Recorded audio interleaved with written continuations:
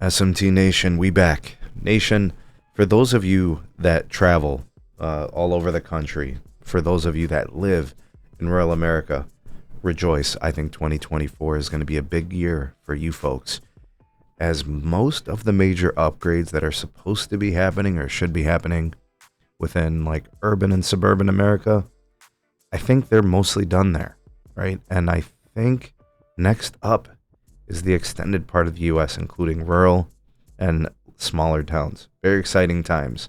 Got some proof that this is going to be happening, and the budgets from the big carriers and cable providers are coming your way.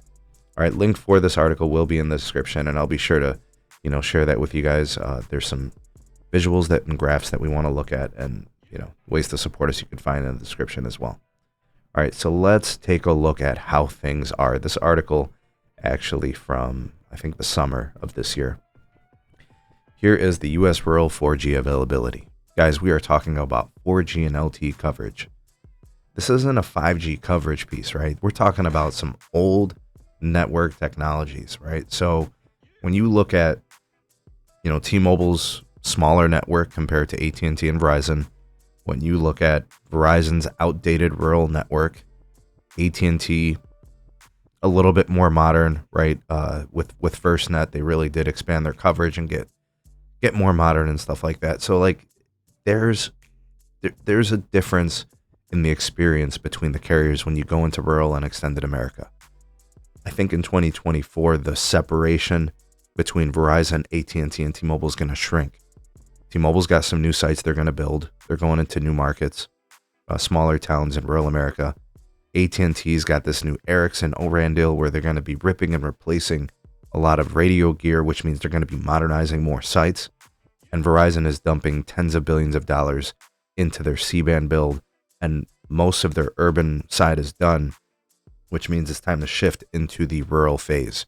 So most of those dollars will be going there. This is really exciting because if you look at this map, or if you look at these graphs, you'll see that fringe, distant, and remote access, those numbers are simply just way too high, right? And there's some other stuff here. You look at fast rural speeds.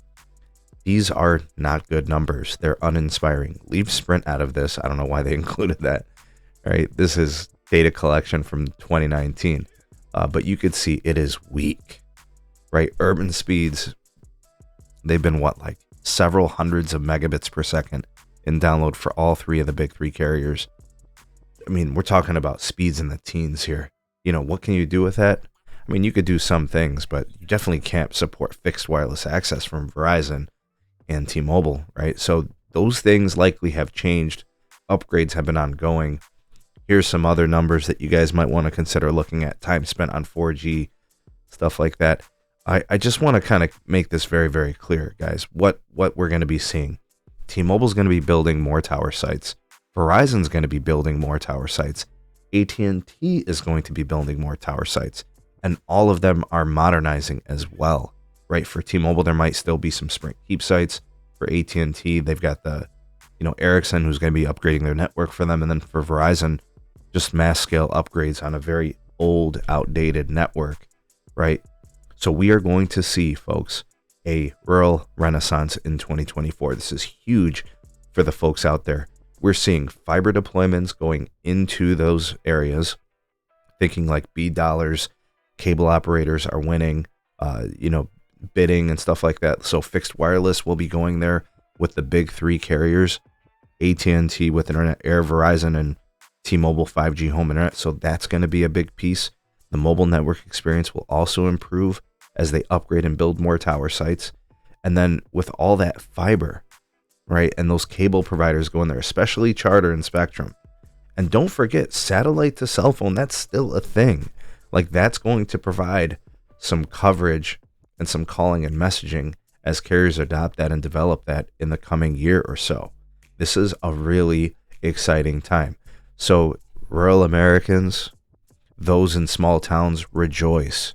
It is your time to enjoy a modernization in your mobile networking experiences, in your fixed wireless access and home internet options, and cable companies coming in with fiber, and then the satellite piece kind of adding a wrinkle into the coverage. This is a really exciting time. 2024 going to be a big year, and there's reason to be excited. Been neglected a long time. Your time is now. Sound off in the comment section. Let me know what you guys are gonna think is going to be the biggest difference maker. Is there a certain carrier that you're most excited about? Is it the home broadband situation? Is it the mobile networking experience? Is it you think cable is going to be the difference maker? Fiber builders? What say you? Sound off in the comment section below. You're the voice of the people, the SMT Nation. Let your voice be heard.